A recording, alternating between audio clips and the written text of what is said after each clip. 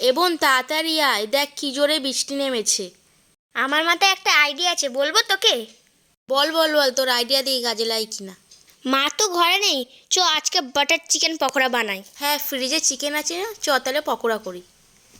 মা যদি একবার জানতে পারে না মা নেই ঘরে, আমরা এসব করছি, তাহলে দুজনেই কিন্তু মার খাবো। কিছু হবে না, মা কিছু বলবে না। তাহলে তুই বানা দেখি কিভাবে তুই চিকেন পকোড়া বানাবি।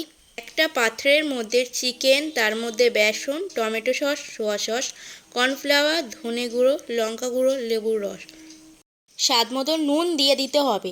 তারপর সব ম্যারিনেট করে নিতে হবে এবং 5-10 মিনিট ঢেকে রাখতে হবে।